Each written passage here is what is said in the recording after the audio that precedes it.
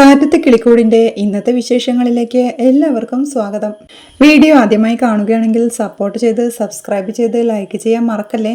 നിധിയുമായുള്ളത് ഒരു fake marriage ആണെന്നും അതുകൊണ്ട് തന്നെ വിവാഹം കഴിഞ്ഞെന്ന കാര്യം ഗായത്രിയോട് പറയാതിരുന്നത് തെറ്റല്ലെന്നും സുധീഷ് വാദിക്കുമ്പോൾ നിധിയും അത് ശരിവെക്കുകയാ.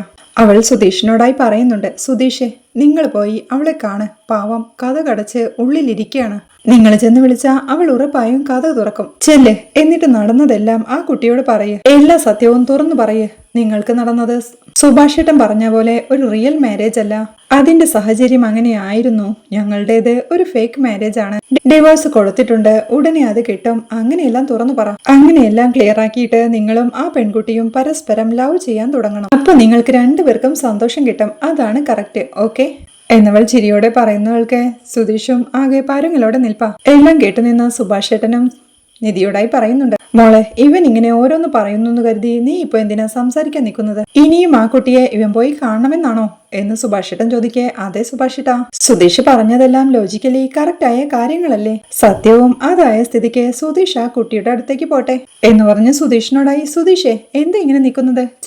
ചെന്ന് ആ കുട്ടിയോട് എല്ലാ സത്യവും തുറന്നു പറ. ഇതിലും നല്ലൊരു ചാൻസ് ഇനി കിട്ടാനില്ല എന്നവൾ പറയുന്നവൾക്ക് സുധീഷും പരിഭ്രമത്തോടെ സുഭാഷേട്ടനൊന്നും നോക്കുകയാ. നിധി വീണ്ടും പറയുന്നുണ്ട്, അല്ലെങ്കിൽ ഒരു കാര്യം ചെയ്യേ, ഞാൻ പോയി പറയാം. ഇയാള് പറഞ്ഞാൽ കറക്റ്റ് ആവില്ല, കാരണം ആ കുട്ടി വിശ്വസിക്കില്ല. വീണ്ടും നുണ പറയാന്ന് കരുതും. ബെറ്റർ ഞാൻ പോയി പറയുന്നതാ. ഞാൻ പോയി പറഞ്ഞ അവൾ ഉറപ്പായും വിശ്വസിക്കും എന്ന് നിധി പറയുന്നുണ്ട്. ഇതിപ്പോ ടെസ്റ്റോട് ടെസ്റ്റായല്ലോ എന്ന് ഹരീഷ് ചിരിയോടെ നികേഷിനോടായി പറയുന്നുണ്ട്. എനിക്ക് ഒരു പിടിയും കിട്ടുന്നില്ലെന്ന് നികേഷും. നിധി എപ്പോഴും പറയുന്നുണ്ട്, ഞാൻ പോയി സത്യം പറയാം. എന്റെ വീട്ടിലെ എനിക്ക് ഇഷ്ടമില്ലാത്തൊരു കല്യാണം ആലോചിച്ചു. അതിൽ നിന്ന് രക്ഷപ്പെടാൻ എന്നെ സുധീഷ സഹായിച്ചത്. അങ്ങനെ കല്യാണത്തിൽ വന്ന് പെട്ടുപോവായിരുന്നു. ഞങ്ങൾ ഒരിക്കലും വിവാഹിതരായി ജീവിച്ചിട്ടില്ല. ടെക്നിക്കലി വിവാഹിതരായതുകൊണ്ട് ഞങ്ങൾ ഡിവോഴ്സിന് കൊടുത്തിരിക്കുകയാണ്. അങ്ങനെയെല്ലാം പറയാം. സുധീഷ് ഒരിക്കലും ആ കുട്ടിയോട് ഒരു തെറ്റും കൂടി ചെയ്തിട്ടില്ല എന്ന് പറയാം. എന്താ സുധീഷ് ശരിക്കും കുട്ടിയെ ഇഷ്ടപ്പെടുന്നു കൂടി പറയാം എന്നൊക്കെ അവൾ പറയുന്നത് ശ്രദ്ധിച്ച് ഉമ്മറത്തെ കട്ടിലിരിക്കുന്ന അച്ഛനും ഒരു പുഞ്ചിരിയോടെ എഴുന്നേറ്റ് ഉമ്മറ വാതിൽക്കലേക്ക് ചെന്ന്, ആഹാ, അത് കലക്കി. ഇവൻ വലിയ മട്ടിലിങ്ങനെ ലയണൽ മെസ്സിയെ പോലെ ട്രിബിഡി എന്ന് പറഞ്ഞ് ഗോൾ അടിക്കാൻ നോക്കിയിട്ട് അവസാനം അത് റിച്ചാർഡിനെ പോലെ സെസ് ഗോൾ ആയിപ്പോയി എന്ന് പറഞ്ഞ അച്ഛൻ കളിയാക്കി ചിരിക്കെ സുധീഷിനും ആകെ ദേഷ്യം വരികയാ. അച്ഛൻ വീണ്ടും പറയുന്നുണ്ട്, മോളെ നിധി, ഇവന്റെ ലെക്ചർ മുഴുവൻ ഞാൻ പുറത്തിരുന്ന് കേൾക്കായിരുന്നു. അങ്ങനെയൊരു ദീർഘപ്രസംഗം നടത്തി എല്ലാവരെയും സമ്മർദ്ദത്തിലാക്കി രക്ഷപ്പെടാമെന്ന പാവം എന്റെ മോൻ കരുതിയത് അല്ലേടാ എന്നച്ഛൻ ചോദിക്കുന്നവൾക്ക് സുധീഷ് ചമ്മലോടെ സുഭാഷിനെയും നിധിയെയും നോക്കുകയാ. മോളെ, നീ പറഞ്ഞ കാര്യം വേഗം നടപ്പിലാക്കാൻ നോക്ക്. ഇവിടെ ഇങ്ങനെ നിന്ന് സംസാരിച്ച് സമയം കളഞ്ഞാലേ ആ പെണ്ണ് ചിലപ്പോ കഥകടച്ച് ഫാനിലോ മറ്റോ കെട്ടി തൂങ്ങിക്കളയും. നിന്നെ പിന്നെ ഞങ്ങൾക്ക് കാണാനേ പൂജപ്പുരയിലേക്കോ വിയൂരിലേക്കോ കണ്ണൂരിലേക്കോ ഒക്കെ വരേണ്ടി വരും. മനസ്സിലായോ എന്നച്ഛൻ ചോദിക്കേ. ദേഷ്യത്തോടെ അച്ഛാ എന്ന് വിളിക്കുന്നുണ്ട് സുധീഷും. എടാ, ആ കുട്ടി അങ്ങനെ ചെയ്യൂടാ എന്ന് സുഭാഷേട്ടനും ചോദിക്കുന്നുണ്ട്. ഏയ്, അങ്ങനൊന്നും ചെയ്യില്ല സുഭാഷേട്ട എന്ന് ഹരീഷും പറയുന്നുണ്ട്. അത് കേട്ട അച്ഛനും, അത് നിനക്ക് എങ്ങനെ അറിയാടാ എന്ന് ചോദിക്കേ. ഹരീഷ് മറുപടി ഒന്നും ഇല്ലാതെ നിൽപ്പാ. ഇവനെ പോലെ ഒരുത്തനെ കണ്ടിട്ട് പ്രേമം തോന്നിയ പെണ്ണാ, അത്രയ്ക്കുള്ള മനസ്സുറപ്പേ ഉണ്ടാവൂ. ആ വാതില് തുറന്നു നോക്കിയാലേ അറിയൂ അവള് ചത്തോ ജീവനോടെ ഉണ്ടോന്ന് എന്നച്ഛൻ പറയുന്നവൾക്ക് സുധീഷിനും ആകെ പരിഭ്രമമാവുകയാ. സുഭാഷും പറയുന്നുണ്ട്, ഇങ്ങനെ ഓരോന്ന് പറഞ്ഞ് പേടിപ്പിക്കല്ലേ അച്ഛാ. ആ കുട്ടിയെ സമാധാനപ്പെടുത്തി അയക്കാൻ ഞാൻ ഒരുപാട് കഷ്ടപ്പെട്ടതാ. എന്തെങ്കിലും തെറ്റായ തീരുമാനമെടുത്താ എന്നവൻ പറയേ, അതിനൊക്കെയുള്ള സാധ്യതയുണ്ടെന്നാ ഞാൻ പറഞ്ഞത് എന്നച്ഛനും ഓർമ്മിപ്പിക്കുകയാ. അല്ലെങ്കിൽ തന്നെ നമ്മുടെ വീടിന് പേരുദോഷവും ശാപവും ഒക്കെയുണ്ട്. ഇനി ഇതും കൂടി വേണോ എന്ന് സുഭാഷേട്ടൻ ചോദിക്കേ.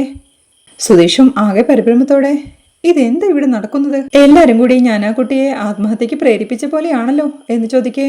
ആ അതേടാ എന്ന് സുഭാഷേട്ടനും. ഇത് ഞാനുണ്ടാക്കിയ പ്രശ്നമല്ലേ, ഞാൻ തന്നെ തീർത്തോളാം എന്ന് പറഞ്ഞ് സുധീഷ് പോവാൻ തുടങ്ങുമ്പോഴേക്കും നിധി അവനെ പിടിച്ചു നിർത്തി, നിക്ക് പോവല്ലേ, ഇത് നിങ്ങളുടെ മാത്രം പ്രശ്നമല്ല, നമ്മുടെ കൂടി പ്രശ്നമാ. നിങ്ങൾ പറഞ്ഞതുപോലെ ആ പെണ്ണിപ്പോ വാതിലടച്ച് പുറത്തു വരാതിരിക്കാനുള്ള ഒരേ ഒരു കാരണം നിങ്ങളുടെ കല്യാണം കഴിഞ്ഞു എന്നുള്ള വാർത്തയാ. അത് നടന്നിട്ടില്ലെന്ന് നമുക്ക് ആ കുട്ടിയെ ആദ്യം ബോധ്യപ്പെടുത്താം. അപ്പൊ ആ കുട്ടി നോർമലാവും. അത് പക്ഷേ സുധീഷ് പറഞ്ഞാൽ വിശ്വസിക്കില്ല. അതുകൊണ്ടാ ഞാൻ പോവാന്ന് പറഞ്ഞത് എന്ന് നിധി പറയുന്നവൾക്ക്, ഏയ് എഴുതി എന്തിനാ ഇതിന് വെറുതെ എന്ന് ഹരീഷ് ചോദിക്കുന്നുണ്ട്. വെറുതെ അല്ല ഹരീഷേ, ഇത് ഞാൻ തന്നെ ചെയ്യേണ്ട കാര്യമാ എന്നവൾ പറയേ. വേണ്ടെടുത്തി, എന്തിനാ വെറുതെ എന്ന് നികേഷൻ ചോദിക്കുന്നുണ്ട്. അയ്യോ അങ്ങനെ പറയല്ലേ, ഇത് ഞാൻ കാരണമുണ്ടായ കാര്യമല്ലേ. നിന്റെ ചേട്ടൻ ആ കുട്ടിയോട് സംസാരിച്ചതും ഇങ്ങനെയൊക്കെ സംഭവിച്ചതും ഞങ്ങളുടെ കല്യാണം ഒറിജിനൽ അല്ലാത്തത് കൊണ്ടല്ലേ. അതേതായാലും ഇനി സംഭവിക്കാനും പോകുന്നില്ല. അപ്പോ സുധീഷിനെ എത്രയും പെട്ടെന്ന് ഫ്രീ ആക്കുകയല്ലേ വേണ്ടത്. ആ കുട്ടിയുടെ ജീവനും പ്രധാനമല്ലേ എന്ന് നിധി ചോദിക്കേ. ഏയ് അതൊന്നും പറ്റില്ല നിധി, വെറുതെ ഇതിനകത്ത് ഇടപെടണമെന്നൊന്നുമില്ല എന്ന് സുധീഷും പറയുന്നുണ്ട്. പറയാൻ പറ്റില്ല, നിങ്ങൾക്ക് നിങ്ങളുടെ ഗായുവിനെ നഷ്ടപ്പെടാൻ പാടില്ല എന്നവൾ പറയുന്നവൾക്ക് പരിഭ്രമത്തോടെ, അയ്യോ അങ്ങനെയൊന്നുമില്ല എന്ന് സുധീഷും. എന്തിനാ വെറുതെ നുണ പറയുന്നത്? ഞാൻ കേട്ടതല്ലേ എന്നവൾ പുഞ്ചിരിയോടെ ചോദിക്കേ. ഷോ അത് ഞാൻ വെറുതെ ഫോണിൽ വെറുതെ എന്ന് സുധീഷും പരങ്ങളോട് പറയുന്നുണ്ട്. ആ അങ്ങനെയൊന്നുമല്ല, ദിവസവും ബസ് സ്റ്റോപ്പിൽ വന്ന് സംസാരിക്കുന്നത് കണ്ടാൽ അറിയാലോ, വെറുതെ അല്ലാന്ന്. എന്തിനാ സുധീഷേ പാവം ഒരു കുട്ടിയെ മോഹിപ്പിച്ചിട്ട് സുഭാഷേട്ടൻ പറഞ്ഞതുപോലെ ശാപമേറ്റു വാങ്ങുന്നത്? ആ കുട്ടിയുടെ വിഷമം ഞാൻ മാറ്റിക്കോളാം. നിങ്ങളുടെ ഗായക്കുട്ടിയോട് ഞാൻ കാര്യങ്ങൾ പറഞ്ഞ് ശരിയാക്കി നിങ്ങളുടെ കല്യാണം ഞാൻ മുന്നിൽ നിന്ന് നടത്തിത്തരും എന്നവൾ പറയുന്നത് കേൾക്കെ സുധീഷിനും അതൊരു ഷോക്കാവുകയാണ്. ഉമ്മറവാതിൽക്കൽ അവരെ നോക്കി നിൽക്കുന്ന അച്ഛനും അത് കേട്ട് ചിരിക്കുകയാ. സുധീഷിനെ വീണ്ടും ദേഷ്യം പിടിപ്പിക്കാനായി പഞ്ചവർണ്ണ പൈങ്കിളി പെണ്ണെ എന്ന പാട്ട് പാടുകയാണ് നിധി. ആകെ പരിഭ്രമത്തോടെ സുഭാഷേട്ടാ ഇടവിട് എന്ന് സുധീഷ് പറയേ. സുഭാഷും പറയുന്നുണ്ട്, മോളെ നീ അങ്ങോട്ടൊന്നും പോണ്ട, അവിടെ ചെന്നിട്ട് നീ എന്ത് പറയാനാ, അതൊന്നും ശരിയാവില്ലെന്ന്. ഇത് ഞാൻ ശരിയാക്കേണ്ട വിഷയമാണ് സുഭാഷേട്ടാ എന്നവൾ പറയുന്നവൾക്ക് സുഭാഷേട്ടാ എന്ന് ടെൻഷനോടെ വിളിച്ച് എന്തൊക്കെ ഇവിടെ നടക്കുന്നെന്ന് പെരുവൃത്ത് സുധീഷ് അവിടെ നിന്ന് പോവുകയാ. നിധിയും പുഞ്ചിരിയോടെ സുഭാഷേട്ടനോടായി പറയുന്നുണ്ട്, കുറച്ചു നേരം മിണ്ടാതിരിക്കെ, ഇത് ഞാൻ ശരിയാക്കിക്കൊള്ളാം. സുധീഷും ആകെ ടെൻഷനോടെ ഉമ്മറവാതിൽക്കലേക്ക് ചെന്നു നിൽക്കുമ്പോഴേക്കും അവിടെ നിൽക്കുന്ന അച്ഛനും ചോദിക്കുന്നുണ്ട്, ഇതിന്റെയൊക്കെ വല്ല ആവശ്യം ഉണ്ടായിരുന്നോ? നിൽക്കുന്നിടം തന്നെ ഉറപ്പില്ലാതിരിക്കുമ്പോ ആരെങ്കിലും വഴക്കുന്നിടത്തേക്ക് മാറി നിൽക്കോടോ? നിധിയും അച്ഛനെ വിളിച്ച് പറയുന്നുണ്ട്, അച്ഛാ ആ കുട്ടിക്കൊന്നും സംഭവിക്കാതെ ഞാൻ നോക്കിക്കോളാം. എല്ലാ പ്രശ്നവും തീർത്ത് സുധീഷിനെ കൊണ്ട് അവളെ കെട്ടിക്കാൻ അച്ഛൻ എന്റെ കൂടെ നിന്നാ മതിയെന്ന്. അച്ഛനും അവളെ സപ്പോർട്ട് ചെയ്ത് നിന്റെ തീരുമാനം അങ്ങനെയാണെങ്കിൽ അങ്ങനെ തന്നെ നടക്കട്ടെ, ഇവന്റെ തലവിധി, അല്ലാതെ എന്തു പറയാനാ എന്ന് പറയേ. അയ്യോ അച്ഛ എന്ന് സുധീഷും ടെൻഷനോട് വിളിക്കുന്നു. അപ്പൊ ഞാൻ പോയിട്ട് വേഗം വരാം എന്ന് നിധി സുഭാഷ് ഏട്ടനോടായി പറയേ. സുധീഷ് അങ്ങോട്ട് ഓടി വന്ന്, അല്ല എങ്ങോട്ട് പോകുന്നാ? ഇത് ഞാനുണ്ടാക്കിയ പ്രശ്നമാ, അത് ഞാൻ തന്നെ തീർത്തോളാം എന്ന് പറയേ. പറ്റില്ലെന്നേ എന്ന് നിധിയും. അതെന്താ കാര്യം പറ എന്ന് സുധീഷ് ചോദിക്കേ. നിധി സുധീഷിനെ ഒരു ചെയറിൽ പിടിച്ചിരുത്തി കാര്യങ്ങൾ പറഞ്ഞ ആ കുട്ടി നേരെ ഇങ്ങോട്ട് വരും, ഞാൻ പോയി കൂട്ടിക്കൊണ്ടുവരാം എന്നവൾ പറയുന്നവൾക്ക് പരിഭ്രമത്തോടെ, ഇങ്ങോട്ടോ? അതിന്റെ ആവശ്യമൊന്നുമില്ല, അതൊന്നും വേണ്ട, പോയി അവിടുന്ന്. പിന്നെ എന്ന് സുധീഷും പറയുന്നുണ്ട്, സത്യം പറഞ്ഞ അവളെ കൂട്ടിക്കൊണ്ടുവന്ന് കല്യാണം നടത്തിയിട്ടേ ഉള്ളൂ ഇനി എന്ന് നിധി പറയുന്നവൾക്ക്. അയ്യോ സുഭാഷേട്ടാ എന്ന് സുധീഷ് വിളിക്കുന്നുണ്ട്. സത്യം പറഞ്ഞ ഞാൻ ആ കുട്ടിയെ അങ്ങനെ കണ്ടിട്ടേ ഇല്ല നിധി എന്നവൻ വീണ്ടും പറയേ. വെറുതെ അഭിനയിക്കാതെ സുധീഷെ, ഞാൻ കണ്ടതല്ലേ എന്ന് നിധിയും പറയുന്നുണ്ട്. നിധി ഞാൻ അഭിനയിക്കുകയല്ല, ഇതാണ് ശരിക്കും റിയാലിറ്റി. ആക്ടിങ് ശരിക്കും അപ്പോഴായിരുന്നു. അപ്പോൾ സത്യമായിട്ടും ഞാൻ പറയുക, സത്യം എന്നവൻ വിഷമത്തോടെ പറയേ. ഞാൻ വിശ്വസിക്കില്ല എന്ന് പറഞ്ഞവൾ സുധീഷ് അവളെക്കുറിച്ച് ഓർത്തു പാടിയ പവിഴമല്ലി പൂത്തുലഞ്ഞ നീലവാനം എന്ന പാട്ട് പാടുകയാ. ആഹാ എന്തൊക്കെയായിരുന്നു, എല്ലാം നമ്മൾ കണ്ടതല്ലേ സുഭാഷേട്ടാ എന്നവൾ പറയേ. അതെ അതെ, ഇവൻ തന്നെയാ ആ കുട്ടിയെ ഇങ്ങനെ ആക്കിയത് എന്ന് സുഭാഷും പറയുകയാ. അപ്പൊ പിന്നെ ആ കുട്ടി സത്യം അറിയണ്ടേ എന്ന് നിധി പറയേ. അതെ നീ അത് തീരുമാനിച്ചു മോളെ, എന്നാ പിന്നെ അതങ്ങ് ചെയ്യേ എന്ന് സുഭാഷേട്ടനും പറയുകയാ. സുധീഷും ആകെ വിഷമത്തോടെ എഴുന്നേറ്റ് സുഭാഷേട്ടാ എന്ന് വിളിക്കേ. ആ എന്തേ എന്ന് സുഭാഷേട്ടനും ചോദിക്കുന്നുണ്ട്. അപ്പൊ ഞാൻ പോയിട്ട് വരാം. ഹരീഷെ വരുമ്പോഴേക്കും നിങ്ങളൊക്കെ കൂടി ഈ വീടൊന്ന് വൃത്തിയാക്കി വെക്കണം. ഒരു കുട്ടി കയറി വരുമ്പോ അതിന്റെ ഒരു വൃത്തി വേണമല്ലോ എന്ന് നിധി പറയുന്നവൾക്ക് ശരിയാ എന്ന് നികേഷും പറയുന്നുണ്ട്. ഞാൻ പോയിട്ട് ഗായത്രിയെ കൂട്ടിക്കൊണ്ടുവരാം. അയ്യോ ഗായത്രി അല്ല, ഗായു അല്ലേ സുധീഷെ എന്നവൾ ചോദിക്കുന്നവൾക്ക്. സുഭാഷേട്ടാ ഇവിടെ എന്തൊക്കെയാ നടക്കുന്നത്? എനിക്ക് ഒരു പിടിയും കിട്ടുന്നില്ല കേട്ടോ സുഭാഷേട്ടാ, പറ എന്നവൻ വിഷമത്തോടെ പറയുന്നുണ്ട്. നിധി അപ്പോഴേക്കും നികേഷിനോടായി, നികേഷെ വണ്ടി എടുക്കടാ എന്ന് പറയേ. കളിക്കല്ലേ, വേണ്ട ഞാൻ പറയുന്ന കേൾക്ക് എന്ന് സുധീഷും പറയുന്നുണ്ട്. എഴുതി എന്ന് നികേഷ് സംശയത്തോടെ വിളിക്കേ. നിന്ന് പരുങ്ങാതെ വണ്ടി എടുക്കണം നികേഷ് എന്ന് നിധി പറയുകയാണ്. പവിഴമല്ലി പൂത്തുലഞ്ഞ നീലവാനം എന്ന് സുധീഷിനെ നോക്കി പാടിക്കൊണ്ട് നികേഷ് വണ്ടി എടുക്കാനായി പോവുകയാണ്. നിധി വീണ്ടും സുഭാഷേട്ടനോടെ പറയുന്നുണ്ട്, സുഭാഷേട്ടാ എല്ലാം വൃത്തിയാക്കി വെക്കണം. സുധീഷിനെ വിളിക്കണ്ട, പാവം ഇന്ന് പുള്ളിക്കാരന്റെ ദിവസമല്ലേ, പോയിട്ട് വരാം എന്ന് പറഞ്ഞവൾ പോകുമ്പോഴേക്കും സുധീഷും പുറകെ ഓടി ചെന്ന്, ഗായു അല്ല നിധി നിക്ക് പ്ലീസ് എന്നൊക്കെ പറഞ്ഞ് അവളുടെ പുറകെ ഓടുകയാണ്.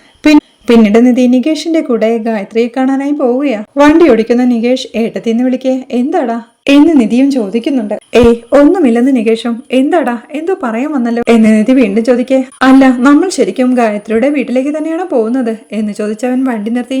എന്നിട്ട് അവളെ വീട്ടിലേക്ക് കൂട്ടിക്കൊണ്ടുവരാൻ പോവാണോ എന്ന് ചോദിക്കേ. നിധിയും വണ്ടി നിറങ്ങി അതെ എന്ന് പറയുകയാ. ശരിക്കും എന്ന് നികേഷ് ചോദിക്കേ. എന്താ നിന്റെ അഭിപ്രായം എന്ന് നിധിയും ചോദിക്കുന്നുണ്ട്. എന്റെ അഭിപ്രായം അല്ല, അതെങ്ങനെയാ ഏട്ടത്തി ശരിയാവുന്നത്? അതും ഏട്ടത്തി തന്നെ പോയി വിളിച്ചോണ്ട് വരാന്ന് വെച്ചാ എന്നവൻ ടെൻഷനോടെ ചോദിക്കേ. എന്താടാ എന്നെ കണ്ടാൽ ഒരു മാരേജ് ബ്രോക്കറെ പോലെ തോന്നുന്നുണ്ടോ? ഞാൻ എന്തിനാ അവളെ കൂട്ടിക്കൊണ്ട് വരാൻ പോകുന്നേ എന്ന് നിധി ചോദിക്കേ. അപ്പൊ കൂട്ടിക്കൊണ്ട് വരുന്നില്ലേ എന്ന് അമ്പരപ്പോടെ നികേഷും ചോദിക്കുന്നുണ്ട്. എന്തിന് എന്നവൾ ചോദിക്കേ. അപ്പൊ വീട്ടിൽ വെച്ച് എന്താ പറഞ്ഞേ എന്ന് നികേഷും. അത് നിന്റെ ചേട്ടനെ ഒന്ന് ഷോക്ക് ആക്കാൻ വേണ്ടി തട്ടിവിട്ടതാ. അത് പറഞ്ഞ ഉടനെ നീ സുധീഷിന്റെ മുഖം കണ്ടില്ലേ ഉള്ള ചോരയെല്ലാം വറ്റി പ്രതിമ പോലെയായി. ഇനി കുറച്ചു നേരം ടെൻഷൻ അടിച്ചിരിക്കട്ടെ. റോഡിൽ ഏത് പെണ്ണിനെ കണ്ടാലും അപ്പൊ ഫ്ലർട്ട് ചെയ്യാനുള്ള തോന്നലുണ്ടല്ലോ, അതങ്ങ് മാറ്റിക്കൊടുക്കാൻ ഇതേയുള്ളൂ ഷോക്ക് ട്രീറ്റ്മെന്റ് എന്നവൾ പറയുന്നവൾക്ക് അത് ഏട്ടത്തിയൊന്ന് ചൂടാക്കാൻ വേണ്ടി സുധീഷ് ഏട്ടൻ ഒരു തമാശയ്ക്ക് ചെയ്തതല്ലേ, കാര്യമാക്കൊന്നും വിചാരിച്ചിട്ടുണ്ടാവില്ല പാവം എന്ന് നികേഷ് പറയുകയാ. പിന്നെ കണ്ട പെൺകുട്ടികളുടെ ജീവിതം വെച്ചല്ലേ തമാശ കളിക്കുന്നത്. ഇനി അങ്ങനെയാണെങ്കിൽ തന്നെ എന്നെ ദേഷ്യം പിടിപ്പിക്കാൻ നിന്റെ സുധീഷ് ഏട്ടന് പറ്റിയോ? ഇല്ലല്ലോ. ആരപ്പോ പെട്ടുപോയത് എന്നെ നിധി ചോദിക്കേ. സുധീഷ് ഏട്ടൻ ശരിക്കും ഒരു ഫൂളാട്ടോ. മേലും കീഴും നോക്കാതെ ഓരോന്ന് ചെയ്ത് കുടുങ്ങും. അല്ല ഏട്ടത്തി ഇത് സീരിയസ് ആയി കണ്ട് ഒന്നും തെറ്റായി തീരുമാനിക്കാതിരുന്നാ മതി എന്നവൻ ഓർമ്മിപ്പിക്കേ. എനിക്ക് എല്ലാ കാര്യത്തിലും ശരിയായ തീരുമാനമേ ഉള്ളൂ നികേഷേ. നിന്റെ ചേട്ടൻ ഇന്നത്തോടെ ഈ പരിപാടി അവസാനിപ്പിക്കണം. അതിനാ ഞാനിപ്പോ ഇറങ്ങി പുറപ്പെട്ടത് എന്നവൾ പറയുന്നവൾക്ക്. അപ്പൊ നമ്മൾ അവിടേക്ക് പോവാണോ എന്ന് നികേഷ് വീണ്ടും ചോദിക്കുന്നു. പിന്നെ പോവാതെ പറ്റോ എന്ന് നിധി ചോദിക്കേ. കൺഫ്യൂഷൻ ആക്കല്ലേ എടുത്തി, പിന്നെന്തിനാ കുട്ടിയെ വിളിച്ചോണ്ട് വരുന്നത് എന്ന് നികേഷ് ചോദിക്കുക. നിന്റെ ചേട്ടൻ പോയി കണ്ണടച്ചു കാണിക്കുന്ന പെൺകുട്ടികളെ വീട്ടിലേക്ക് വിളിച്ചോണ്ട് വരാൻ എനിക്കെന്താ ഭ്രാന്തുണ്ടോ? വേറെ പണിയില്ലേ? നിന്റെ സുധീഷ് ഏട്ടൻ ഒരു പക്ഷേ ഞാൻ പൊട്ടിയാണെന്ന് വിചാരിക്കുന്നുണ്ടാവും. നീയും അങ്ങനെയാണോ വിചാരിക്കുന്നത് എന്ന് നിധി ചോദിക്കേ. ഏയ് ഞാൻ അങ്ങനെ വിചാരിച്ചിട്ടില്ല എന്ന് നികേഷും. അപ്പൊ വണ്ടി എടുക്ക, ആദ്യം ആ കുട്ടിയുടെ വീട്ടിലേക്ക് പോവാം എന്ന് പറഞ്ഞ് നിധി വീണ്ടും വണ്ടിയിലേക്ക് കയറുമ്പോഴേക്കും ഇതിപ്പോ എന്താ സംഭവം എന്ന് നികേഷും പിറുപിറുക്കുന്നു. അങ്ങനെ അവർ വീണ്ടും ഗായത്രിയുടെ വീട്ടിലേക്ക് പോവുകയാണ്. നിധി ഗായത്രിയുടെ വീട്ടിലേക്ക് പോയതിന്റെ ടെൻഷനിൽ മനസ്സമാധാനം നഷ്ടപ്പെട്ട സുധീഷും ഹാളിലൂടെ പുറത്തേക്ക് നോക്കി അങ്ങോട്ടും ഇങ്ങോട്ടും നടക്കുക. ഉമ്മറവാതിൽക്കലേക്ക് വന്ന അച്ഛനും അവനെ തന്നെ നോക്കി ഒരു നിമിഷം നിന്ന് അകത്തേക്ക് കയറി ചെന്ന്, എന്താടാ വലയിൽ കുടുങ്ങിയ മീനിനെ പോലെ കിടന്ന് പിടയ്ക്കുന്നത്? അവളിപ്പോ ആ പെൺകുട്ടിയെയും കൊണ്ട് വരുമെന്നോർത്താണോ എന്ന് ചോദിക്കേ. അവിടെ ഇരിക്കായിരുന്ന സുഭാഷും പറയുന്നുണ്ട്, അതെ അച്ഛാ, അങ്ങനെ പറഞ്ഞിട്ടാണല്ലോ അവൾ ഇവിടുന്ന് പോയത്. അത് കേട്ട അച്ഛനും ആ പെൺകുട്ടി ഇവിടേക്ക് വന്നാ ഇവൻ കുടുങ്ങുമല്ലോ എന്ന് പറയുന്നവൾക്ക് സുധീഷും ഒരു ഞെട്ടലോടെ അച്ഛനെ തന്നെ നോക്കി നിൽപ്പാ. എന്താടാ നീ ഇങ്ങനെ എന്നെ നോക്കുന്നത്? രായ്ക്ക് രാമാനം 40 വട്ടം എന്നെ ചീത്ത വിളിക്കാനും തിരുത്താനും എന്തൊരു മിടുക്കാ എന്റെ മക്കൾക്ക്. എന്നിട്ടിപ്പോ നീ ചെയ്തു വെച്ചിരിക്കുന്ന പോക്രിത്തരങ്ങളോ? എന്തായാലും നിന്റെ ഭാഗ്യം കൊള്ളാം. നീ കെട്ടിയ നിന്റെ ഭാര്യ നിനക്ക് കല്യാണം കഴിക്കാനായി ഒരു പെണ്ണിനെ കൂട്ടിക്കൊണ്ടുവരാൻ പോയിരിക്കുന്നു എന്നച്ഛൻ ചിരിയോടെ പറയുന്നവൾക്ക് സുധീഷും പല്ല് ഞെരിച്ച് ദേഷ്യത്തോടെ അച്ഛനെ നോക്കുകയാ. കണ്ടില്ലേ, പല്ല് ഇത്തിരി കൂടി കൂടുതൽ കടിക്ക്. ഒരേ സമയം 2 ഭാര്യമാരുമൊത്ത് ജീവിക്കടാ. അതിന് പക്ഷേ നിധി സമ്മതിക്കുമെന്ന് എനിക്ക് തോന്നുന്നില്ല എന്നച്ഛൻ പറയുന്നവൾക്ക്. നിങ്ങളുടെ മകനല്ലേ, നിങ്ങളെ കണ്ടല്ലേ പഠിക്കണേ എന്ന് ഹരീഷും പറയുന്നു. അതേടാ, ഞാനിവിടെ 2-3 ഭാര്യമാരുമായി ജീവിക്കുന്നതാണല്ലോ ചെറുപ്പം മുതലേ നീ കണ്ടുകൊണ്ടിരിക്കുന്നത്. നിങ്ങളൊക്കെ എങ്ങനെ വേണേലും ജീവിക്ക്, ഞാൻ വന്ന് കുറുകെ നിൽക്കാനൊന്നും പോകുന്നില്ല. നിങ്ങൾക്ക് തന്തയാണല്ലോ തെറ്റുകാരൻ, നിങ്ങളൊക്കെ പുണ്യവന്മാരാണല്ലോ. ഇനി എന്തായാലും ഈ പുണ്യാളന്റെ ജീവിതം കട്ടുപോകാം എന്നച്ഛൻ സുധീഷിനെ നോക്കി പറയേ. സുധീഷ് വീണ്ടും ദേഷ്യം കടിച്ചമർത്തി അച്ഛനെ നോക്കി നിൽക്കുകയാ. അതേടാ, നിന്റെ ജീവിതം തന്നെയാടാ പറഞ്ഞത്. ഡാ, അഭിമാന്യനി എന്നൊരു വാക്കുണ്ട്, അത് കേട്ടിട്ടുണ്ടോ എന്നച്ഛൻ ചോദിക്കേ. ഇല്ലെന്ന് സുധീഷും. അവൾ ഇനി ഇവിടെ നീക്കാൻ പോകുന്നില്ല, നിന്റെ ജീവിതം തീർന്നു, ഖതം ഹോഗയാ എന്നച്ഛൻ പറയുന്നവൾക്ക് സുധീഷും ആകെ ടെൻഷനോടെ നിൽക്കുകയാ. അത് കണ്ട് സുഭാഷും ഹരീഷും എല്ലാം ചിരിയോടെ ഇരിപ്പാ. സുധീഷിനെ നോക്കി കരയുന്നു പുഴ ചിരിക്കുന്നു എന്ന പാട്ട് പാടുകയാണ് അച്ഛൻ. അതുകൊണ്ട് സുധീഷും ദേഷ്യത്തോടെ നിങ്ങളൊന്ന് ഇറങ്ങിപ്പോയേ എന്ന് പറയുന്നു. അച്ഛൻ ആ പാട്ടും പാടി ഉമ്മറത്തേക്ക് ഇറങ്ങി പോവുകയാ. ഓ, ഒരു പാട്ട് സുഭാഷേട്ടാ, അതൊന്ന് കേട്ടില്ലേ എന്ന് സുഭാഷിന്റെ അരികിലേക്ക് ചെന്ന് വിഷമത്തോടെ പറയുകയാണ്. നല്ല പാട്ട് എന്ന് സുഭാഷും. അച്ഛനും സിറ്റ് ഔട്ടിലിട്ട ചാരു കസേരയിലേക്ക് ഇരുന്ന് മറക്കുവാൻ പറയാൻ എന്തെളുപ്പം, നീയൊന്നും പിറക്കാതിരിക്കലാണ് അതിലെളുപ്പം എന്ന് പാട്ട് പാടുകയാണ്. സുധീഷും ആകെ വിഷമത്തോടെ, അയ്യോ സുഭാഷേട്ടാ, അത് കേട്ടില്ലേ എന്ന് ചോദിക്കേ. കേട്ടു, ഞാൻ എന്ത് പറയാനാടാ എന്ന് പറയേ. ഹരീഷും പറയുന്നുണ്ട്, ദേ ഇതിനൊക്കെ നിക്കണ്ടെന്ന് ഞാൻ ആദ്യമേ പറഞ്ഞതല്ലേ സുധീഷേട്ടാ, അപ്പൊ കേട്ടില്ലല്ലോ എന്ന്. അത് കേട്ട് സുധീഷും, നിങ്ങൾ എല്ലാരും കൂടി എന്നെ ടോർച്ചർ ചെയ്യല്ലേ സുഭാഷേട്ടാ എന്ന് വിഷമത്തോടെ പറയുമ്പോൾ, എടാ ഞങ്ങൾ എന്ത് ചെയ്തു എന്ന് സുഭാഷേട്ടനും ചോദിക്കുന്നുണ്ട്. സുഭാഷേട്ടാ, അവള് ശരിക്കും ഗായത്രിയെ കൂട്ടിക്കൊണ്ടുവരാനാണോ പോയത് എന്നവൻ വിഷമത്തോടെ ചോദിക്കേ. സുധീഷേട്ടന്റെ മുന്നിൽ വെച്ചിട്ടല്ലേ അങ്ങനെ പറഞ്ഞിട്ട് പോയത്, അപ്പൊ മൂകനും ബദിരനുമായിരുന്നോ? അല്ലല്ലോ എന്ന് ഹരീഷ് ചോദിക്കുക. നീ പോടാ എന്നവനെ വഴക്ക് പറഞ്ഞു. സുഭാഷേട്ടാ ഇങ്ങനെയൊന്നും സ്വപ്നത്തിൽ പോലും നടക്കുമെന്ന് ഞാൻ വിചാരിച്ചില്ലായിരുന്നു. എല്ലാം കുഴപ്പത്തിലേക്കാണല്ലോ ഈശ്വര പോകുന്നത് എന്നവൻ സങ്കടത്തോടെ പറയുക. സുഭാഷും, ഡാഡാ ഇങ്ങോട്ട് നോക്ക്, കുഴപ്പങ്ങളൊക്കെ തുടങ്ങി വെച്ചത് നീയല്ലേ? ആ പെൺകുട്ടിയെ ബസ് സ്റ്റോപ്പിൽ വെച്ച് കണ്ടതും സംസാരിച്ചതുമൊക്കെ നീയല്ലേ എന്ന് ചോദിക്കേ. സുധീഷും എഴുന്നേറ്റ് കൊണ്ട്, സംസാരിച്ചെന്ന് വെച്ച് വീട്ടിലേക്ക് കൂട്ടിക്കൊണ്ടുവരികയാണോ ചെയ്യാ എന്ന് ചോദിക്കുന്നുണ്ട്. വെറും സംസാരം മാത്രമല്ലല്ലോ ഉണ്ടായേ എന്ന് ഹരീഷ് ചോദിക്കേ. പിന്നെ എന്ന് സുധീഷും. പ്രേമമാണെന്ന് ആ കുട്ടിയെ വിശ്വസിപ്പിച്ചു, അതിനാവശ്യമില്ലാത്ത പ്രതീക്ഷകളും കൊടുത്തു, ഏട്ടത്തി ഒന്നുമല്ല എന്ന് പ്രഖ്യാപിച്ചു എന്ന് ഹരീഷ് പറയുന്നവൾക്ക് വിഷമത്തോടെ, എടാ ഹരീഷേ എന്ന് വിളിച്ച് അവന്റെ അരികിലേക്ക് ചെല്ലുകയാ സുധീഷ്. എന്താ സുധീഷേട്ടാ, ഇവിടെ നേരത്തെ പറഞ്ഞതൊക്കെ മറന്നുപോയോ? അതുകൊണ്ടാ നിങ്ങൾക്ക് പറ്റിയ ആളെ നേരിട്ട് കൂട്ടിക്കൊണ്ടുവരാൻ ഏട്ടത്തി പോയത് എന്ന് ഹരീഷ് പറയുന്നവൾക്ക് സുഭാഷും അച്ഛനുമെല്ലാം ഒരു ചിരിയോടെ ഇരിപ്പാ. എടാ, ഞാൻ നിധിക്കെതിരെ ഒരു വാക്ക് പോലും പറഞ്ഞിട്ടില്ല, വെറുതെ അനാവശ്യം പറയാൻ നിക്കരുത് കേട്ടോ എന്ന് പറഞ്ഞ് സുധീഷ് വീണ്ടും സുഭാഷിന്റെ അരയിലേക്ക് ചെന്ന് സുഭാഷ് ഏട്ടാ ഇവൻ എന്തൊക്കെ പറയുന്നത് നോക്കിയേ എന്ന് പരിഭവത്തോടെ പറയുമ്പോൾ നീ നിധിക്കെതിരെ ഒന്നും പറഞ്ഞിരിക്കില്ല, പക്ഷെ നിധിയും നീയും തമ്മിൽ ഒരു ബന്ധവുമില്ല എന്നുള്ള രീതിയിൽ നീ സംസാരിച്ചു എന്ന് സുഭാഷേട്ടൻ പറയുന്നവർക്ക് അയ്യോ സുഭാഷേട്ടാ അത് ഞാൻ എന്ന് സുധീഷ് സങ്കടത്തോടെ പറയും. എന്തായാലും നിധിയെ ഡിവോഴ്സ് ചെയ്യാൻ പോവല്ലേ, അപ്പോ വേറൊരു പെണ്ണിനെ നോക്കാന്ന് നിനക്ക് തോന്നിയിരിക്കും എന്ന് സുഭാഷേട്ടൻ അവനോടായി പറയുമ്പോൾ അതുകൊണ്ടാണ് ആ കുട്ടിയെ വളയ്ക്കാൻ നോക്കിയത് എന്ന് ഹരീഷും പറയുന്നുണ്ട്. അത് കേട്ട് സുധീഷ് വീണ്ടും അവന്റെ അരികിലേക്ക് ഓടിച്ചെന്ന് ഹരീഷെ ഒന്നും മിണ്ടാതിരിക്കണം, ഞാൻ അങ്ങനൊന്നും ചെയ്തിട്ടില്ലെന്ന് വിഷമത്തോടെ പറയുന്നു. പിന്നെ വെറുതെയാണോ നിധി പോയത് എന്ന് സുഭാഷേട്ടൻ ചോദിക്കേ സുധീഷ് വീണ്ടും അവന്റെ അരികിലേക്ക് ഓടിച്ചെന്ന് അയ്യോ എന്റെ സുഭാഷേട്ടാ ഞാൻ ഗായത്രിയെ പ്രേമിച്ചിട്ടൊന്നുമില്ല, അവളാണ് ആദ്യം എന്റെ അടുത്ത് ഇങ്ങോട്ട് വന്ന് സംസാരിച്ചത്, അവളോട് ഞാൻ സംസാരിക്കുന്നത് കണ്ട നിധിക്ക് അത് ഇറിറ്റേറ്റഡ് ആവുമെന്ന് അവള് തന്നെ എന്റെ അടുത്ത് നേരിട്ട് വന്ന് എന്നെ ഇഷ്ടമാണെന്ന് പറയുമെന്നും ഞാൻ വിചാരിച്ചു. സത്യത്തിൽ ഞാൻ ഗായത്രിയോട് സംസാരിക്കുമ്പോഴേ നിധിക്ക് ദേഷ്യം വരുന്നത് ഞാൻ ശ്രദ്ധിച്ചിരുന്നു. ആ ദേഷ്യം ഒരു ഇച്ചിരി കൂടി കൂടിയ അവള് ഡിവോഴ്സ് പരിപാടി ഉപേക്ഷിച്ച് എന്റെ കൂടെ ജീവിക്കാൻ വരുമെന്ന് ഞാൻ അങ്ങ് വിചാരിച്ചു എന്ന് സുധീഷ് വിഷമത്തോടെ പറയുന്നേൾക്കെ എടാ ജീവിതം അതിന് സിനിമയല്ല സുധീഷേ എന്ന് സുഭാഷും പറയുന്നുണ്ട്. അതിലെ സിനിമയാണോന്ന് തിരുത്തി ചോദിക്ക സുഭാഷേട്ടാ, ഇപ്പൊ സിനിമയിൽ പോലും ഈ അഴുക്ക പരിപാടികളൊന്നും ഉണ്ടാവില്ല എന്ന് ഹരീഷും പറയുന്നുണ്ട്. എന്തായാലും നീ ഇവിടം വരെ എത്തിച്ചില്ലേ, ഇനി ബാക്കി കൂടി നീ അങ്ങ് അനുഭവിക്കേ എന്ന് സുഭാഷേട്ടൻ പറയുന്നവൾക്ക് എന്ന് വെച്ചാ എന്ന് സുധീഷും വിഷമത്തോടെ ചോദിക്കുന്നു. ഏട്ടത്തി ഗായത്രിയെ കൂട്ടിക്കൊണ്ടുവന്ന് നിങ്ങളുടെ വിവാഹ കാര്യത്തിൽ ഒരു തീരുമാനമുണ്ടാക്കും, അടുത്തത് ഡിവോഴ്സ് പരിപാടി സ്പീഡാക്കാലോ, അത് കഴിഞ്ഞ ഉടനെ കല്യാണം എന്താ എന്ന് ഹരീഷും ചിരിയോടെ ചോദിക്കേ സുഭാഷും തിരുത്തുന്നുണ്ട്. അല്ലല്ല അത് കഴിഞ്ഞാലല്ല, കല്യാണം കഴിയേണ്ട കാര്യമൊന്നുമില്ല, അതിനു മുമ്പേ നിധി ഈ വീട് വിട്ട് പോയിക്കോളും. എന്താടാ നീ ഹാപ്പി അല്ലേ എന്ന് സുഭാഷേട്ടൻ ചോദിക്കേ ഹാപ്പിയോ എനിക്കോ സുഭാഷേട്ടാ ഞാൻ അങ്ങനെയൊന്നും വിചാരിച്ചിട്ടില്ലെന്നേ എന്നവനും വിഷമത്തോടെ കരച്ചിലോടെ പറയുന്നുണ്ട്. എടാ നീ വിചാരിച്ചാലും ഇല്ലെങ്കിലും നിധി ഈ വീട്ടിൽ കഴിയുന്നതിന് കാരണമൊന്നുമില്ലല്ലോ ഉണ്ടോ എന്ന് സുഭാഷേട്ടൻ ചോദിക്കേ അയ്യോ എന്ന് സങ്കടത്തോടെ വിളിച്ച് സുധീഷും തൂണും ചാരി നിന്ന് ഏത് നേരത്താണോ എന്തോ എന്ന് ടെൻഷനോടെ പറഞ്ഞു നിൽക്കുമ്പോൾ ഹരീഷും എഴുന്നേറ്റ് സുഭാഷേട്ടാ നമ്മൾ എന്തിനെങ്ങനെ സംസാരിച്ച് സമയം കളയണേ, ആ കുട്ടീനെയും കൂട്ടി വരുമ്പോഴേക്കും നമുക്ക് ഇവിടൊക്കെ ഒന്ന് ക്ലീൻ ആക്കണ്ടേ എന്ന് ചോദിക്കേ സുഭാഷേട്ടനും എഴുന്നേറ്റ് അത് മറന്നു ആദ്യം അത് ചെയ്യാമെന്ന് പറഞ്ഞ് അവിടുന്ന് പോവുകയും സുഭാഷേട്ടാ എന്ന് വിളിച്ച് ആകെ ടെൻഷനോടെ പുറത്തേക്കും ഒരു നിമിഷം നോക്കി ആ ചെയറിലേക്ക് ഇരിക്കുക സുധീഷും. അച്ഛനും ഉമ്മറത്തിട്ട ചാരക്കസേരയിലിരുന്ന് കരയുന്നു പുഴ ചിരിക്കുന്നു എന്ന് പാട്ടുപാടുന്നത് സുധീഷിനെ ദേഷ്യം പിടിപ്പിക്കുക.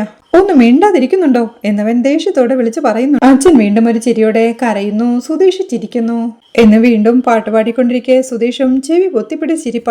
സുഭാഷും ഹരീഷും അപ്പോഴേക്കും അങ്ങോട്ട് ചൂലുമായി എത്തി അവിടെയെല്ലാം ക്ലീൻ ചെയ്യുകയാണ്. അടിച്ചു വാരിക്കൊണ്ടിരിക്കുന്ന സുഭാഷിനെ കണ്ട് സുധീഷും എഴുന്നേറ്റ് ചെന്ന് അവന്റെ കയ്യിൽ നിന്ന് ചൂല് പിടിച്ചു വാങ്ങി സ്വയം അടിച്ചുകൊണ്ട് അടി ഇത് വെച്ചെന്നെ രണ്ട് തല്ലിയാലും വേണ്ടില്ല, ദയവ് ചെയ്ത് സുഭാഷിന് ഇതിന് കൂട്ടു നിൽക്കരുത് എന്ന് കൈകൂപ്പി പറയുമ്പോഴേക്കും മാറി നിക്കട എന്ന് പറഞ്ഞ് സുഭാഷ് അവന്റെ കയ്യിൽ നിന്ന് ചൂല് പിടിച്ചു വാങ്ങി അടിച്ചു വാരാനായി തുടങ്ങുക. എന്തായാലും ഹരീഷിനോട് വിളിച്ചു പറയുന്നുണ്ട് ഹരീഷേ വേഗമാവട്ടെ, ആ കുട്ടി വരുമ്പോഴേക്കും എല്ലാം വൃത്തിയായിരിക്കണമെന്ന്. മാറാല തട്ടുകയായിരുന്ന ഹരീഷും പിന്നല്ലാതെ ഞാൻ ദേ തുടങ്ങി എന്ന് പറയേ സുധീഷും ഹരീഷിന്റെ അരിയിലേക്ക് ചെന്ന് ഹരീഷെ ഇട മോനെ എന്ന് വിഷമത്തോടെ വിളിക്കുന്നു. ആ കുട്ടി സുധീഷേട്ടനെ എന്തുമാത്രം സ്നേഹിക്കുന്നുണ്ടെന്ന് അറിയോ, ഭക്ഷണം പോലും വേണ്ടെന്ന് പറഞ്ഞ് കഥകടച്ച് ഒറ്റ ഇരിപ്പ സത്യാഗ്രഹം പോലെ 2 ആഴ്ച കൊണ്ട് ഇമാതിരി പ്രേമമാക്കി എടുത്തൂലോ, സമ്മതിക്കണം എന്ന് ഹരീഷ് പറയേ എടാ പൊന്നു മോനെ ഹരീഷെ നീ ഇങ്ങനെയൊക്കെ പറഞ്ഞ് കളിക്കലിടാ എന്ന് സുധീഷും പറയുന്നു. ജോലി ചെയ്യുന്നത് കണ്ടില്ലേ അങ്ങോട്ട് മാറി നിൽക്കെന്ന് പറഞ്ഞ് ഹരീഷ് സുധീഷിനെ തള്ളുകയാ.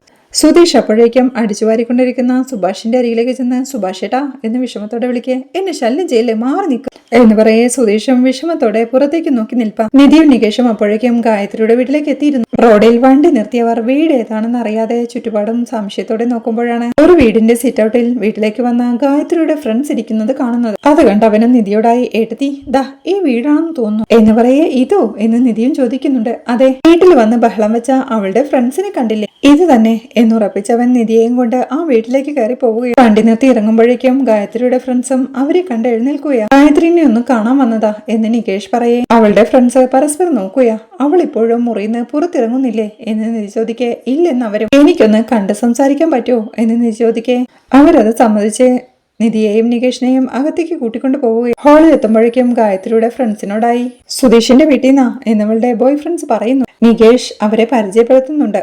ഇത് സുധീഷിന്റെ വൈഫാ, ഞാൻ ബ്രദർ. അത് കേട്ട് അവളുടെ കൂട്ടുകാരിയും പറയുന്നുണ്ട്. സുധീഷിന്റെ കല്യാണം കഴിഞ്ഞു എന്നറിഞ്ഞപ്പോ അവള് വല്ലാതെ അപ്സെറ്റ് ആയി കരഞ്ഞിട്ടാ വന്നത്, കാരണം കുറെ ഞങ്ങൾ ചോദിച്ചു, അപ്പോഴാ ഞങ്ങളോട് പറഞ്ഞത്. അതിനുശേഷം മുറിയിൽ കയറി കഥകടച്ചിട്ട് ഇതുവരെ തുറന്നിട്ടില്ലെന്ന് അവളുടെ കൂട്ടുകാരി പറയേ ഏതാ മുറി എന്ന് നിധിയും ചോദിക്കുന്നു. മുകളിലാണെന്ന് ആ ഫ്രണ്ട് പറയേ നിധി നികേഷിനെയും കൂട്ടി അങ്ങോട്ട് പോകും. കരച്ചിലോടെ റൂമിലിരിക്കുന്ന ഗായത്രിയെ കാണിക്കുന്നിടത്താണ് ഈ എപ്പിസോഡ് അവസാനിക്കുന്നത്. വീഡിയോ ഇഷ്ടമായാൽ സപ്പോർട്ട് ചെയ്ത് സബ്സ്ക്രൈബ് ചെയ്ത് ലൈക്ക് ചെയ്യാൻ മറക്കല്ലേ.